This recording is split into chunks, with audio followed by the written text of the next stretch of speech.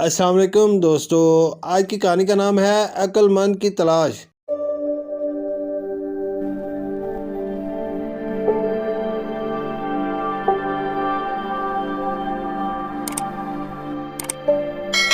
بہت دنوں کی بات ہے کہ کسی ملک کے ایک انصاف پسند بادشاہ کا وزیر مر گیا۔ وہ وزیر بہت عقل مند اور نیک انسان تھا جو بادشاہ کی رعایا کی بھلائی کے لیے اچھے مشورے دیتا تھا۔ بادشاہ اس کو بہت عزیز رکھتا تھا اور اس پر مکمل بھروسہ کرتا تھا۔ بادشاہ کو اس کی موت کا بہت افسوس ہوا تھا۔ بادشاہ کو ہی نہیں، اس ملک کے عوام کو بھی وزیر کی موت کا غم تھا۔ بادشاہ اپنے درباریوں میں سے کسی کو بھی اپنا وزیر بنا سکتا تھا، لیکن اس نے فیصلہ کیا کہ وہ اپنے ملک کے ہی کسی عقل مند آدمی کو وزیر بنائے گا۔ بادشاہ اپنے ایک وفادار ملازم کے ساتھ رات کو بھیس بدل کر اپنی رعایا کے حالات جاننے کے لیے نکلتا تھا۔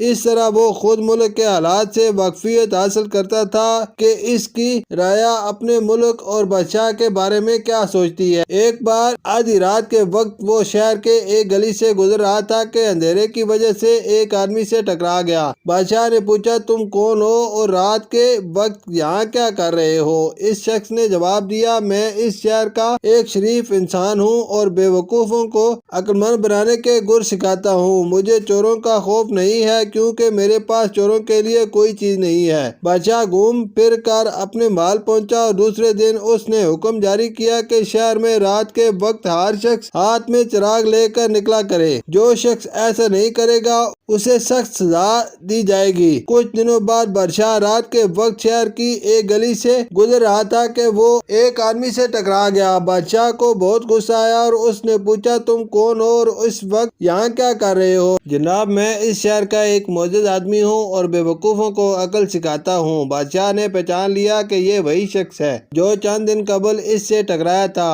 کیا تم نے بادشاہ سلامت کا حکم نہیں سنا کہ رات کے وقت ہر آدمی ہاتھ میں چراغ لے کر نکلا کرے؟ تم نے بادشاہ کے حکم کی تعمیل نہیں کی، اس لیے تم کو سزا ملے گی۔ بادشاہ نے غصے میں کہا، جناب والا، میرے ہاتھ میں چراغ ہے، آپ دیکھ سکتے ہیں۔ اس آدمی نے جواب دیا، مگر یہ روشن کیوں نہیں ہے؟ جناب والا، بادشاہ سلامت کے حکم میں صرف اتنا ہے کہ ہر آدمی ہاتھ میں چراغ لے کر چلے، یہ حکم نہیں دیا کہ اس میں تیل بھی ہو اور وہ روشن بھی ہو۔ بادشاہ حیرت سے اسے دیکھ رہا تھا۔ اس آدمی نے پھر کہا، میرا خیال ہے کہ بادشاہ کے دربار میں عقل مند وزیروں کا قید ہے، ورنہ ایسا حکم صادر کرنے سے پہلے وہ بادشاہ سلامت کی توجہ دلاتے۔ میری دعا ہے کہ خدا ہمارے بادشاہ سلامت کو ایک عقل مند وزیر باتدبیر عطا فرمائے۔ بادشاہ یہ بات سن کر دل ہی دل میں بہت شرمندہ ہوا۔ وہ اس آدمی کے ساتھ ساتھ چلنے لگا اور باتوں میں اس کے بارے میں ذاتی معلومات اس سے حاصل کر لی۔ بادشاہ نے پوچھا، تمہارا پیشہ کیا ہے؟ اس نے جواب دیا، جناب والا، میں ایک مدرسے میں استاد ہوں اور عقل مند بنانے والی 2 عظیم کتابوں کا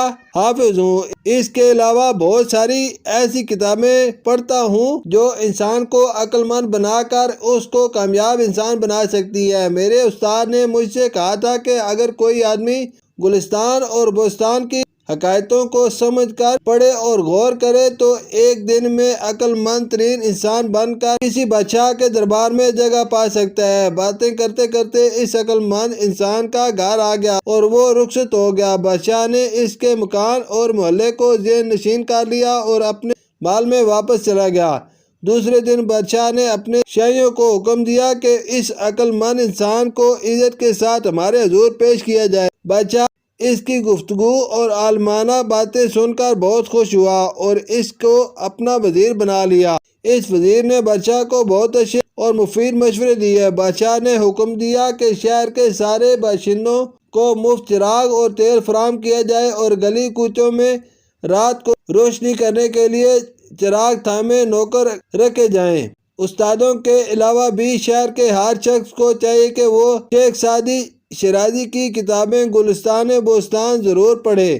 یہ تو ایک حکایت تھی، لیکن سچ ہے کہ دنیا کے عقل مند بنانے والی کتابوں میں گلستان بوستان بہت مشہور کتابیں ہیں اور اس کا ترجمہ دنیا کی تقریباً تمام زبانوں میں ہو چکا ہے۔ ان کو پڑھ کر آپ اپنی عقل و دانش میں اضافہ ضرور کر سکتے ہیں۔ شکریہ۔